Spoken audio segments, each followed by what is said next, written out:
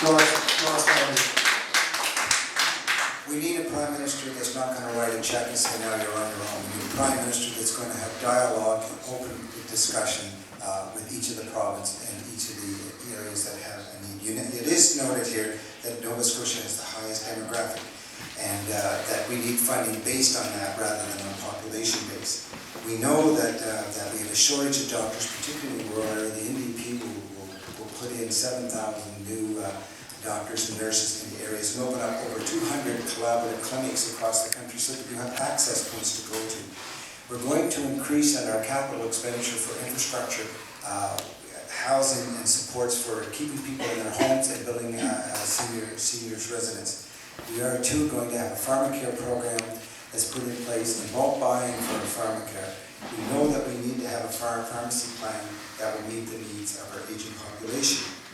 The closing of the Aberdeen Hospital is a shocker to me when the Liberal government of Nova Scotia closed that unit. We need to put a loud scream, and I put to my colleague here when he's talking to the Premier, because he has conversations with him from what he's been saying, is let's open that up and open it up now. We need to make sure mental health, and the NDP will put in place a $15 million best practices for healthcare workers that deal with mental health issues so that we can track and implement systems that benefit the communities, that hear from the people that use the system, and ensure that that knowledge is getting there. We'll also put $10 million into research to look at how where trends are going and what the best approach to take, and to use your dollars wisely. It's an underfunded area, and we need to make sure that we target. So federal dollars need to come with some caveats and with some direction from the federal government, and we need to ensure that there's a quality of access and standards across the country. So that's a critical issue. We're going to do it, though. The NDP will pay for it by taxing corporations that extra 2%. We will not be having to borrow your money, because the question comes down to how will they pay for it and who will pay for it? Okay, question's been asked. We're going to move, I'm sorry, Alexander McKenzie. Yeah, thank you very Last, much. but by no means Yes. Yeah, you're asking me questions that, like, I don't have a party with a decision already made on these sort of things. I'd like to, before I answer questions, yes, I would support that, no, I wouldn't. I like to listen to people. I like to hear both sides of a story. I like to gather all the information I can before I make a decision, say what I would do or what I wouldn't do. I'm not looking to be the Prime Minister of Canada, only your representative, and to address your concerns. And I'd like to hear your opinion on these things before I get elected and actually make these important decisions. They're not an instant thing you have to decide on. But I do agree that we're not aging people. If I could recite a short poem. Youth is not a time of life, but more of a state of mind. Nobody grows old by merely living for a number of years. It's years that wrinkle the skin, but to give up enthusiasm, that's what wrinkles the soul, along with worry and doubt and self-distrust and fear and despair. These are the long years that tend to bow the head and turn the growing spirit backwards into the dust from which you came. Whether you're 70 or 17, it doesn't matter.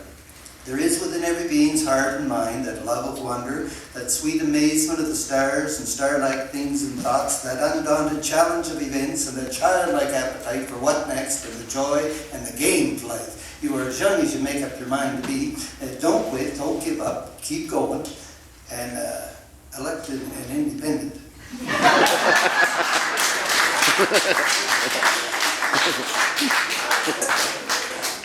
I can tell you right now, if this were a piece of theater and we were upstairs, this would be the end. Thank you for that, Alexander. We're going to move on to the third question. And again, we'll just roll through. We'll begin with Sean Fraser in a second. Given the population and economic decline that has been occurring in rural Central Nova, what specifically will you do to stabilize and grow the rural economy in Central Nova? Sean Fraser. I think I touched on this in my opening remarks. We are facing a crisis in rural Nova Scotia, and in fact across the maritime provinces. Our young people and families are leaving and formally, leaving for work was never a new thing for the Maritimes, but people had the opportunity to come back. The opportunities to come back are few and far between these days. Now is the time to make an investment in our communities that's going to provide jobs for people. We have a tremendous opportunity when I look at the downturn in the Western Canadian economy. We have a trained workforce who is from the East Coast that wants to come back more than anything. These are welders, electricians, carpenters who have 5 to 15 years experience that would like to be here. The Liberal Party plans on making the largest investment in infrastructure in Canada's history. This is going to create opportunities for those welders and electricians and carpenters, but it's also going to create spin-off benefits for accountants that pick up work on the projects, for people who own shops and restaurants where the workers need to grab a bite to eat or buy something to take home. The spin-off is obvious, but it's also providing us with things that our communities need, like nursing homes or affordable housing units or recreational properties. The time is now to make this investment. But in addition to the investment in infrastructure, there's a youth employment strategy that I'm particularly proud of. There's, as part of the projects that are going to be funded by the infrastructure fund, there's going to be a specific number of spots set aside for workers at the pre-apprentice phase of their trade careers who are 25 years and under.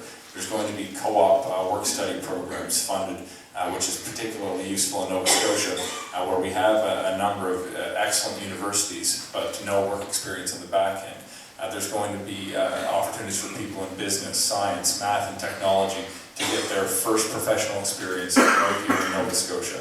Our whole economy is built around driving people away when they're about to become productive members of someone else's local economy. You're expensive to take care of when you're young and getting an education. You graduate with massive student debt, and you have to leave to make a living only to come back when you retire, and as we discussed during the healthcare section of today's forum, you're expensive again later in life because you're drawing a pension and the cost of healthcare goes up. There's a tremendous opportunity. Thank you. I gave Sean a few extra seconds there, my apologies. Mark waved her finger at me and I thought she was indicating it was a minute to go. But then she gave me the evil eye and I knew what I had done wrong. So my apologies to the others. Ross Leonard. Thank you. This is a vital area to the sustainability of the province as a whole. We need to have good collaboration between Ottawa and the provinces and the municipalities. Without that line of communication, things will fall apart. 2006 and 2009, the Prime Minister met with the provinces. He hasn't met since. Tom McCare, we will meet twice a year and to ensure that that dialogue is open. In the rural areas, we need to be sure that we protect our fisheries, our forestry, and our farming, and our small business. So by lowering small business tax, by conducting research and ensuring there's an integrity in science to improve that there's climate change that's occurring, that we have a clear vision of where we're going and how we're going to get there. Something as simple as $15 a day childcare will allow young families to be able to go to work and run businesses from knowing that their children are cared for and have a good quality standard and they can afford that area. By taking the subsidies away from carbon industries and taking those dollars and putting them back into a green technology, into a green environment, will help stimulate opportunities in our rural areas and put young people there.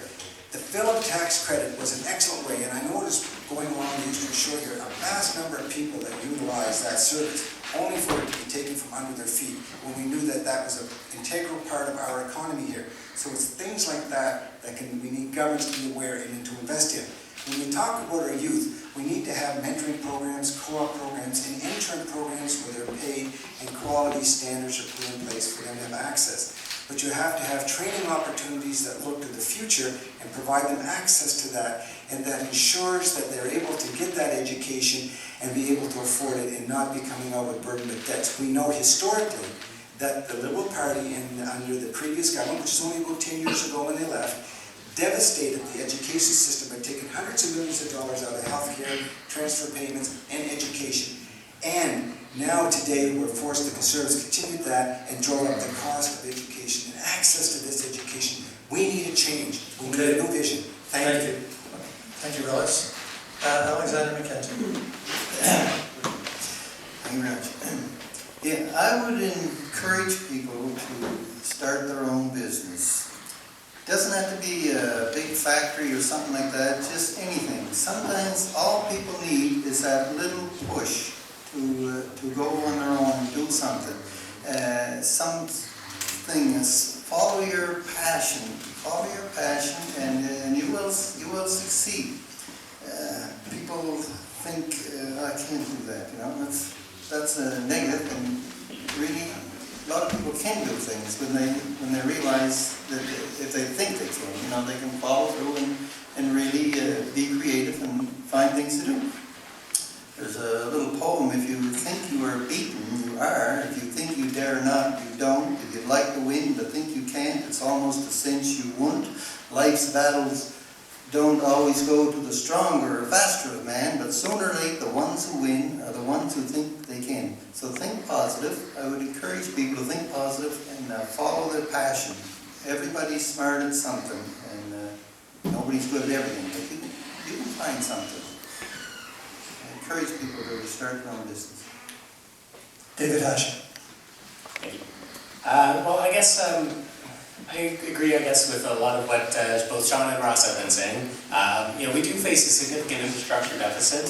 It's been estimated at $350 billion, and we do need to invest in infrastructure, which will in turn support small business. The Green Party does have a plan for about $6.5 billion in infrastructure spending a year, which is, I believe, in line with what the Liberals are proposing. We would fund it by increasing corporate taxes to 19% from 15%, which would allow us to balance a budget. And the Green Party has a fully costed budget with every line item audited that comes out balanced. And the things that we're talking about in this campaign are economically extremely realistic in the context of a balanced budget. Furthermore, to get our youth employed, we've got a Municipal Services Corp grant that we would use to create a pool of jobs for our youth to the tune of $1 billion. Get our youth working back in their communities to build necessary infrastructure and improve their communities. Green technology is the wave of the future, and it's an opportunity that is passing us by. It's the opportunity of our generation. We've got to get off of dirty oil. We've got to stop subsidizing oil companies and get some of those jobs that are out west currently back here in Nova Scotia, working on renewable energy and sustainable solutions to our energy crisis. The fact that we don't have a price on carbon is a significant issue, and it's not a job-killing carbon tax, as Fred would have you believe. It's an opportunity to build tidal turbines here. It's an opportunity to put residential solar panels on people's homes. It's an opportunity to plug the energy-wasting, leaky buildings of both our homes and our government buildings. And furthermore, a green tech commercialization fund would be established to try and make businesses out of this new green technology, businesses that can export things. There's 150 jobs in Pictou right now building tidal turbines, and that's just a test turbine. There's the potential for 2,500 megawatts of tidal energy in the Bay of Fundy. That's it. Which is a massive opportunity. Thank you. Those were the three questions which were made available, or at least in a thematic way, to the candidates. And what we're going to do now is move to question and answer from the floor. Now, in terms of time, what I was thinking as a moderator is maybe we would check my watch. We're about 10 minutes to 8. So I was thinking maybe we would do 20 minutes or so of question and answer, and maybe there'll be a kind of a logical sort of end at that point, and then we would go into a meet and greet, just a lot more informal. But if we're at 20 minutes and the questions are still coming, then we'll just continue with the questions. And I'd like to set an end time of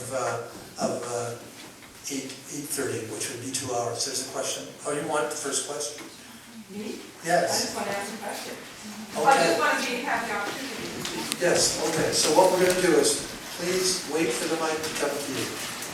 And would you, if you got a general question, fine, but if you want to address it specifically to somebody for a comment, then go ahead, and then I'll bring the others in. Well, this would be a question probably either for Sean or Mr.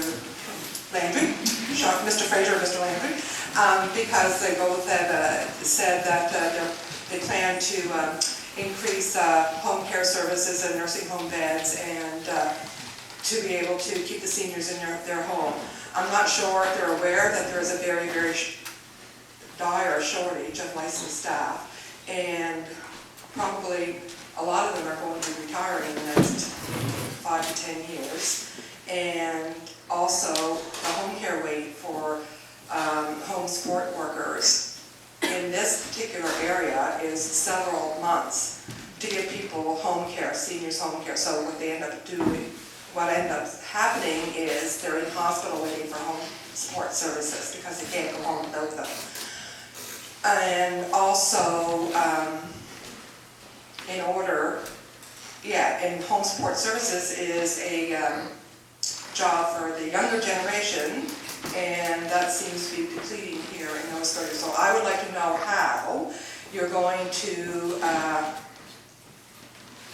be able to maintain your platform by increasing all these services when we don't have the people to do the jobs. Also, with the seniors farmer care program, I also would like to know. Let's just do one.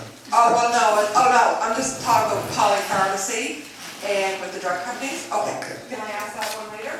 Yep, we'll come back. It's one at a time.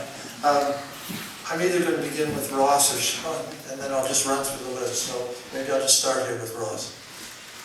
Thank you for the question. A good part of what you're saying falls directly under the provincial purview, but it's a critical issue where the federal government needs to have that line of communication, ensure that the transfer payments take into account that demographic need of our aging population and the unique situation in Nova Scotia.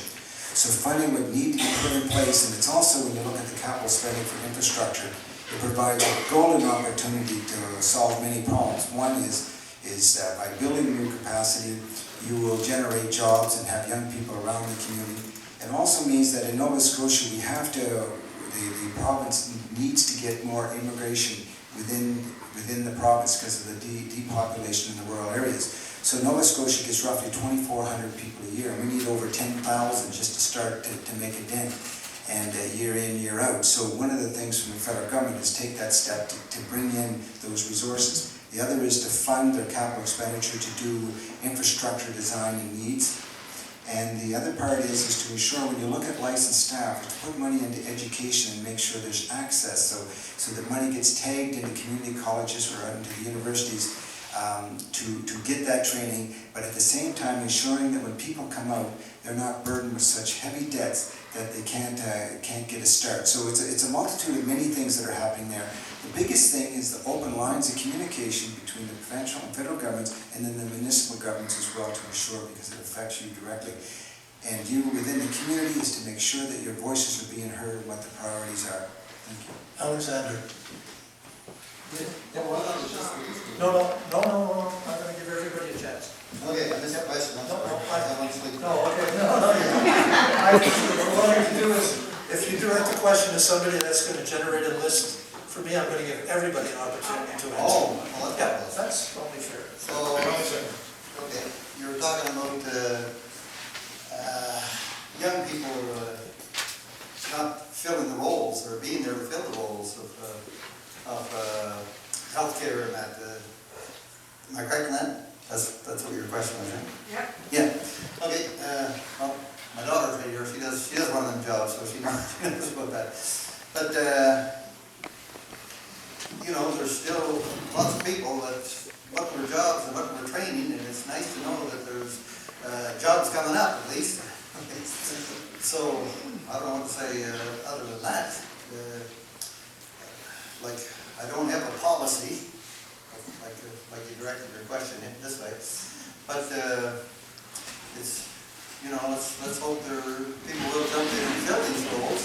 They're difficult jobs to fill. What else can I say? I don't know. David. Well, I was also suggesting that we needed to make efforts to keep people in their own homes or nursing homes before the hospital is a much more expensive option. And there is a significant shortage of doctors and nurses, particularly in rural Nova Scotia, and the Green Party would advocate for funds for more doctors, specifically, as well as fixing the transfer payment issue, which is obviously the root of the underfunded issue of in Nova Scotia's healthcare system. but specifically funds for more doctors, as well as working with the Canadian Medical Association to fast track the approval of foreign doctors and nurses. That's been an issue, and I know some anecdotal stories in Pictou County of issues where there's been a married couple and it's happened more than once, where the husband or wife was able to get a job, but their spouse wasn't. There were no allowances made for their spouse, so of course they'd end up in a larger center where they could both get jobs. It seems to me as though it's just a cycle of short-sighted thinking and lack of foresight, and it's it doesn't seem to me to be rocket science to there's so many young people looking for jobs. Jobs in the healthcare field are excellent jobs. And so many of our youth do want to stay in our rural communities, and that's where there are these jobs. So it almost seems as though it's an issue of promotion on one level, but there's also a capacity issue in our education system. I was at the community college this week, and I was speaking with Dave Freckleton in Stellarton, and they've got 730 students there. The parking lot was overflowing. I couldn't find a place to park. Their programs are full, and they've got LPN programs and CCA programs. And they're at capacity, and these kids, you talked about the future of our youth and how bleak it is for them in Atlantic Canada. Everyone I talked to that day faced an extremely bright future with coming out with good careers and trades out of that community college, and they need more money to add another wing to that building. And it's I don't know, Ottawa just doesn't make a lot of sense right now, and I think that there's common sense solutions to a lot of these problems, and it's just putting the money in the right place to get the right result. And it's not that the money isn't there. Pardon me? Sean? Sure, so your question was about how are we going to solve the problem of a licensed staff shortage to improve in-home care. I think the answer is one of resources and one of communication. As Ross did point out correctly, that typically the allocation of specific funds on healthcare is the responsibility of the provinces. But one of the things that the federal government can certainly do, and obviously do, is provide the province with the resources that they need. So as part of the fully costed platform that our party released, we're going to be providing $3 billion into improving in-home care. Having those resources is going to enable us to create more positions. You highlighted some of the challenges with the staff shortage. In addition to the longer wait times and the lack of support that you get, the toll that this takes on some of the healthcare professionals that I've spoken to is enormous. They're traveling for 4 hours sometimes between stops to provide in-home care.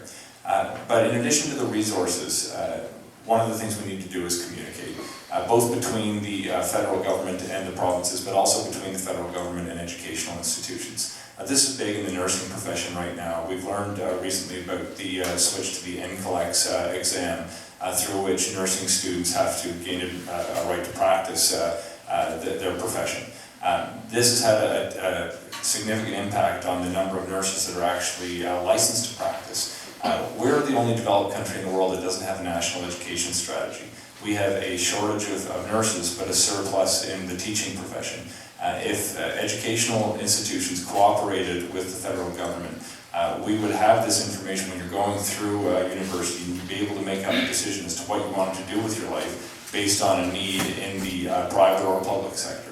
It's this kind of communication combined with the additional $3 billion in financial resources that is going to help solve the problem of a staff shortage of licensed healthcare professionals. Okay, where's the microphone? Right. Over here. Good evening, gentlemen. I'd like to thank you for coming out. It gives me hope to see that our rural riding, can produce such a panel of credible candidates. And I only wish we could send you as a collective, because I think you would represent our interests very well in Ottawa.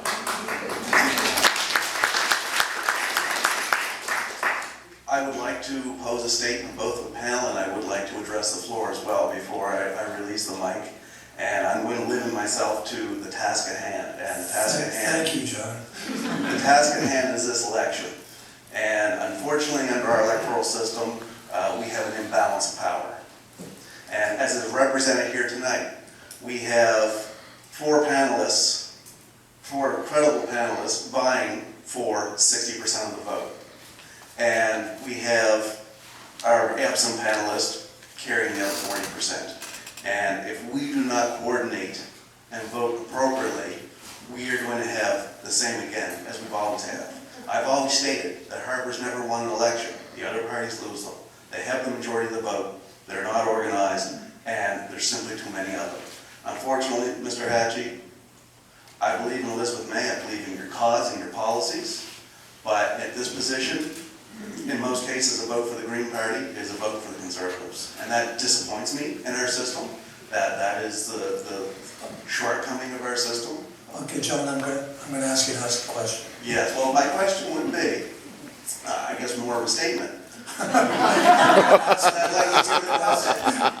We are simply dividing our vote here, and we are not electing the government that represents the majority of people. I would like your comment on that. And to the floor, one of the tenets of our voting system is secret ballot. And I would implore the people here to go out into the community and talk to your friends, your family, your neighbors, talk about how you intend to vote, make them aware of your intentions, so that people can have a real dialogue before they go to that secret ballot box. Okay? And how do you That's intend it, to John. vote, John? How do you intend to? How do you intend to vote? Now, you're done. You posed a question. We've got different, let me see. I'll start with David Hashi. And I believe what John is asking for is a comment on strategic voting. Well, it's been a headwind for the whole election. It's been unfortunate to have to address this issue instead of talking about real issues. You know, it's been well, I guess to an extent it is a real issue. It's an artifact of our democratic system that is a broken democratic system in a way. It's not a proportional system. It doesn't allow people's vote to be heard. You know, if they're not voting for the winning party. And, you know, that's been an issue. You know, I guess what I would say is, you know, the Green Party, I firmly believe is the party of the future. I believe we've got the right platform and that we've got the right leader. You know, it would be much easier to convince people to vote Green under a proportional representation system. So I guess what I might say is, if not now, if not this time, then next time. Thank you, Alexander McKenzie. Yeah, thank you very much. Thanks for bringing up that subject, because it's one that's on my mind quite a bit. In 1973, I campaigned for the NDP, and I took a great interest in why people do what they do. Why do they vote the way they do? And I have some interesting stories that I could tell. But my conclusion to your answer, and the answer to your question, if you do not vote for who you think would best represent you, then you do not deserve the best representation. That's my answer. You should vote, everybody should vote for who they think would best represent them. And it's an affront to democracy to do otherwise. To vote just to get rid of somebody you don't like is not a good plan. I don't think so. Take what you get. Sean.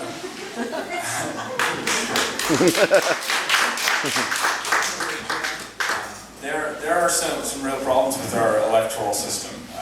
Justin Trudeau's come out strongly and said this election will be the last under our current first past the post system. We're in need of reform, whether it's a proportional representation system or a preferential ballot. Both have their benefits, both have their drawbacks. Both are probably better than what we're doing now.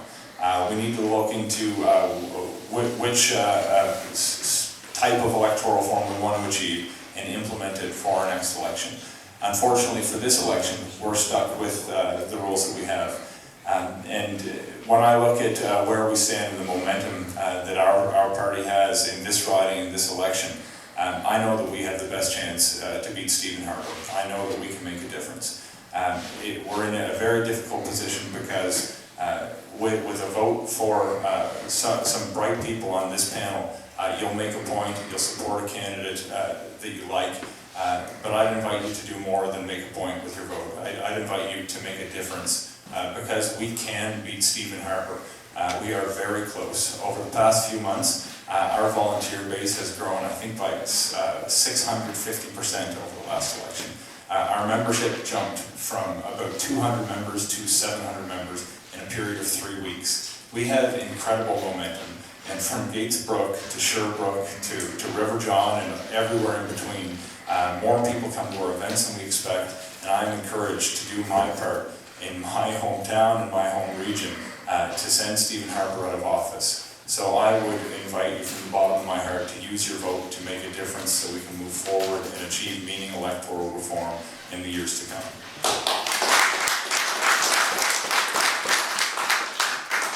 Ross Landry. Mr. Trudeau is not looking for the proportional representation. He's on the preferred representation, which is distinctly different. We will put a proportional representation in and change that the moment we're elected. Einstein said it best: you keep doing the same thing over and over again. Conservative, liberal, conservative, liberal, conservative, liberal. And expecting a different result is the definition of insanity. It's time for change, for real change. In the last election, I think the figures were the NDP came first in 103 seats, second in 121, the Liberals were 36. They came first in 76, they came second. They'd have to get over 100 and some seats to defeat Mr. Harper, and the NDP is the best chance of making that difference because we need less than half of that to do that. I too experienced on the doorsteps a great change. Harper's got to go is the answer that I hear, and people are either with me or they're on the edge of leaning towards us. They're looking at that answer. Our strength has grown, we continue to grow. We're highly motivated. I agree to vote for the candidate that you think is the best candidate to serve you. I feel that I'm the most experienced candidate with a vast background that better serve this community. I am committed to this community. I live in this community year-round. When this election's over, I'll be still here. And I think that's a critical part. I live in rural Nova Scotia. I buy my meat products from the slaughter, from the T-bone down the street there that has a slaughterhouse, from the farmer down the road, my vegetables, my fish from the fish market down the street, the fishermen pull up in front of my house, and I support the community. We want a representative that has passion for the rural areas and sustainability of our life, and to make sure that when they go to rep Ottawa, we're Pictou County, we're Antigonish County, we're Musquodobit Harbour area, Musquodobit Valleys, we're your voice, not Ottawa's voice being sent down here. We represent your interest, and that's what I bring to this table: experience and commitment. Thank you. Thank you, Ross. Now I've got a request from two people to make another comment, so I'll start with Alexander and then come to Sean. Okay, thank you very much. Yeah, if we take Sean's suggestion and vote for the best chance at defeating the Conservatives, it wasn't that long ago, people took the opinion they should vote for the Conservatives to get rid of the Liberals, right? Over and over again, just like Ross said there. That is not a wise thing to do, I think. Vote for who you think would best represent you. And you can't ask for more than that. Democracy has a way of assuring you get exactly what you deserve. Vote for who you think would best represent you. Sean. I just want to address a quick comment that was made by my colleague on behalf of the NDP. When you're talking about the ground that we need to make up the hundreds of seats and the results of the 2011 election, that was a very different election.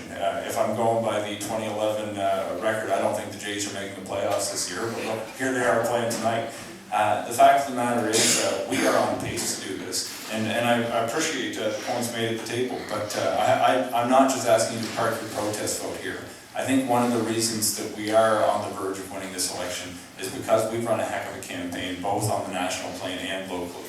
If you want somebody who is passionate about rural areas, I hope I've convinced you over the course of tonight that that is what I care about most. I want young people and families to set their roots up here. I'm convinced to making a home here.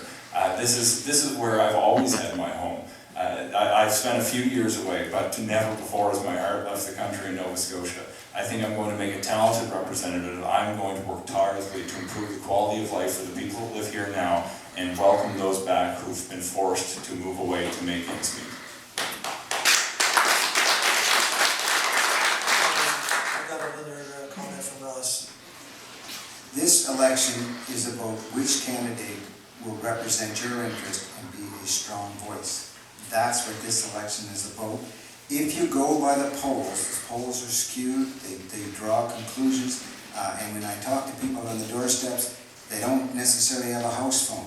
They're not being subject to that. Don't allow that or the hype because somebody has more money to spend on a campaign than some parties and make it marketing and thinking that they're out there and that they're the best candidate or the best party. It's not about the money, and the two old line parties have all kinds of it to throw around. This election about who's going to work hard for you and is committed to improving the quality of life in this area. Thank you. The microphone's over here. Not to echo John, his comment. You can echo him, but don't repeat him. Just to welcome, thank you for coming to a small community because I've been here 18 years and I think it's a first for me to hear about this, but it's great that you came out. Sorry, I'm very nice showing up. But all the candidates, with the possible exception of Mr. McKenzie, have stated what you're going to do in the future to enact things. And my concern is, what are you going to do to change back some of the things that our fascist prime minister has been doing? And that means turning back laws that have been shoved into omnibus bills, snuck under the table. No one can vote them down, not with a majority. You have to do something about that. Because right now, all I'm hearing from the parties on the national level is what they're going to do, the Conservatives are not going to do. I want to know what you're going to do to reverse what they've done. Because if the NDP get in, or if the Liberals get in, you now have a foundation of Bill C-51. You have the foundation of, excuse me, of the National Research Council falling apart. Okay, I'm gonna, I think the question's out there. Good question, and it's out there, and it's very clear. So maybe I'll just run this way this time. Start with Ross, and we'll go down. Thank you. In my opening comments, I made it very clear that we will repeal C-51. It is probably one of the most devastating pieces of legislation that both Mr. Harper and Mr. Trudeau both support. Unequivocally, they support it. Tom McCare came out very clear that we do not and that we'll repeal it. I, as a former Attorney General and Justice Minister, as a lifelong police officer, lawyer, as an educator, I feel very strongly about this. Is one of the reasons I ran in this election. David McLeod of the Liberal Party resigned because he had principle, because his leader did not stand up and take a firm position against that, to speak up for your rights. Every person in this room's freedom is in jeopardy because of that piece of legislation. And just imagine that if you're born in Canada and your family is connected with another country and you can get dual citizenship, that we have a Prime Minister that thinks that it's all right that he can take your Canadian citizenship. What's next? We need a strong voice. We need people up there that are going to fight. And I will work very hard to repeal that. We need proportional representation. An NDP government will put in proportional representation. The moment that happens, the game changes. 148 years. Remember what Einstein said, liberal conservative, liberal conservative. Is there a different result? I say there isn't. Sean? There's a number of different laws that we find offensive as a local party that we do plan to repeal. I'll address C-51 first and then run down a few other examples. I myself have a strong background in international law and in human rights law. I studied in The Hague under former Secretary General of NATO and a judge of the International Court of Justice, and I worked in the Human Rights Organization in South Africa. My wife wrote a master's thesis on the use of emergency powers by government. I was having interesting conversations about Bill C-51 long before it came to a vote. I have serious reservations about the bill, as does my party. One of the things that we're concerned about is the use, the sharing of information without sufficient parliamentary oversight. We're committed to changing that. One of the things we're concerned about is that this law may not be appropriate a few years from now, and there's parts of it that may not be appropriate now. We want to put a sunset clause in. After 3 years, we'll be able to reassess whether it can be ditched completely or it needs to be modified. We also want to repeal offensive portions of the bill. And this is the area that I think I can bring my human rights expertise to the discussion and would very much like to. I know that there's a chilling effect on freedom of expression. It is obviously a difficult issue because when there's anti-terror legislation going through the books, we've got the Conservative Party who's trying to convince you that when you walk into the barn, there's going to be a jihadist who's going to pop out, and that's not the case. But I also take exception to the role the NDP have played in saying that if we have any anti-terror legislation, then the charter becomes meaningless. I think that's also playing with politics of fear. I think it's okay to have a piece of anti-terror legislation because at least the public then gets to know what the government's doing. At least you can assess whether the powers that they've assigned themselves are fair. I don't think the ones that are contained in Bill C-51 are fair, and neither does my party. I'm looking forward to being part of the discussion to see how we can influence change. To build on the discussion, you're completely right. There are a series of other pieces of law as well. On access to information, we have shut the doors. We want to open things up and make every government document public by default.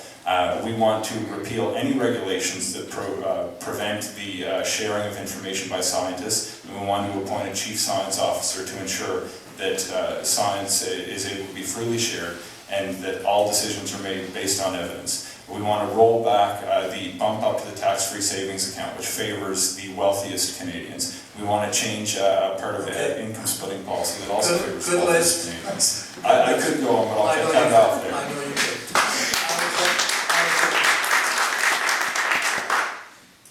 Alexander. Oh, thank you. Yes, I think what you're looking for is an independent candidate.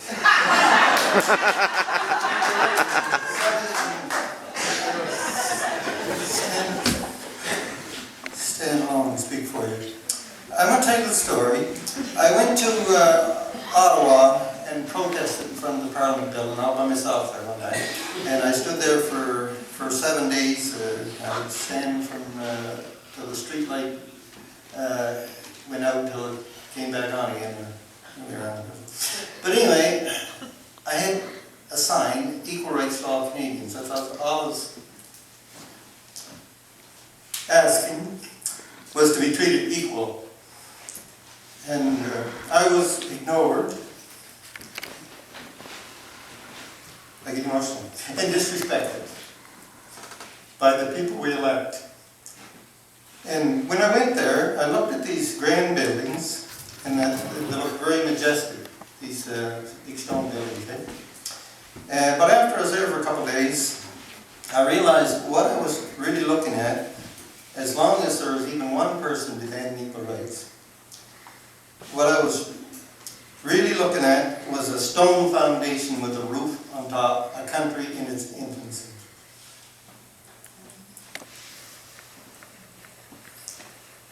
You know? That's it. Thank you. David. Well, this answer could be 10 minutes long, probably, listing the things that need to be changed.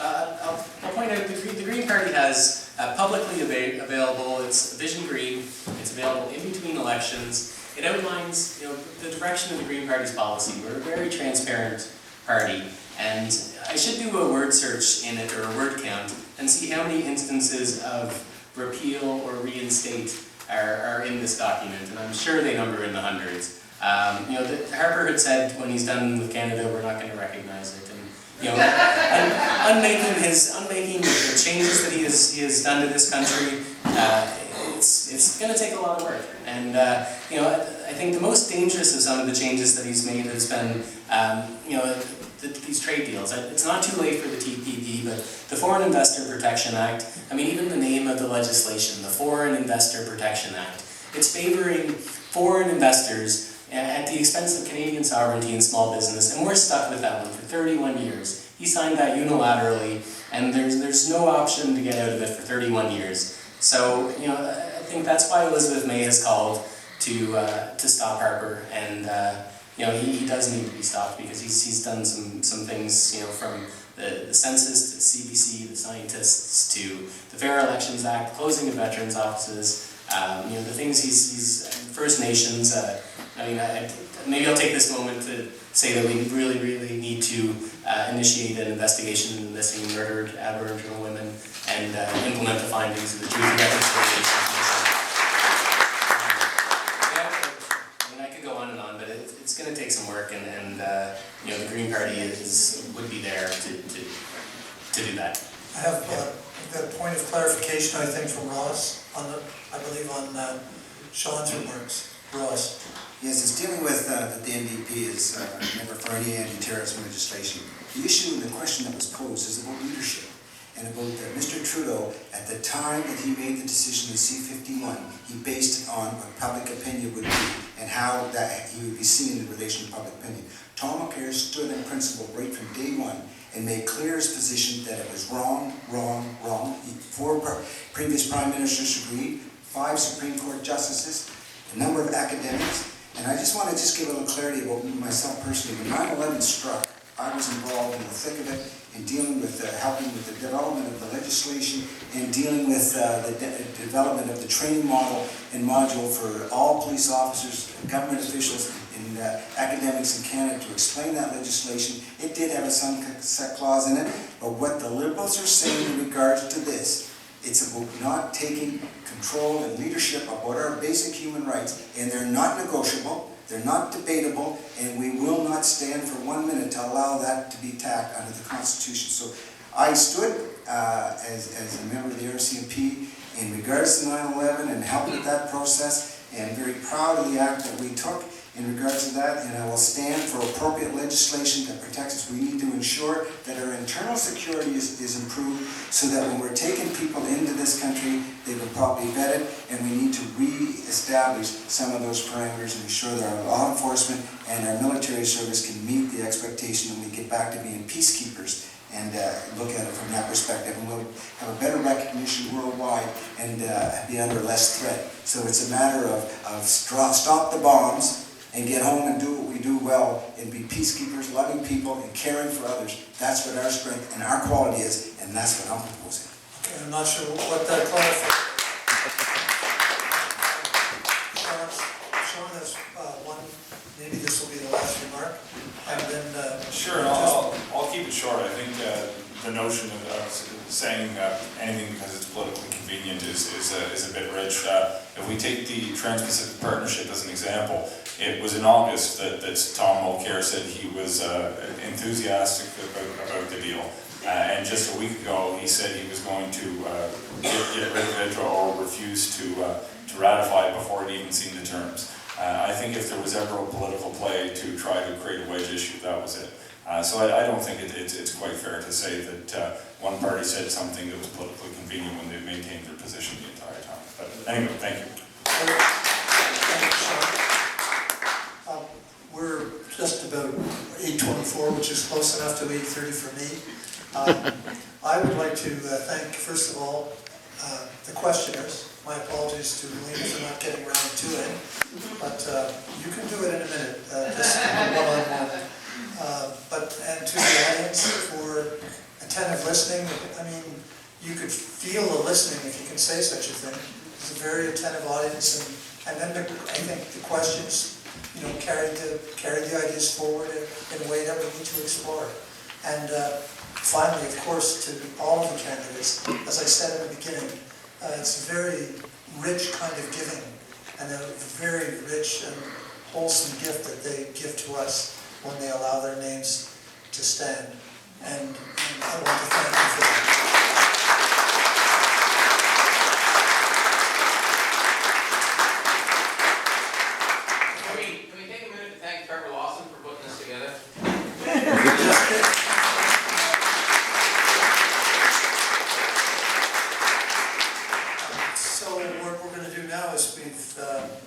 Probably some of the candidates want to head right out, but all may not, and none may not. We've got a few minutes, so the evening is at a formal end. I've got one-on-one. Come on up here and ask your questions, and thank you very much for a wonderful forum.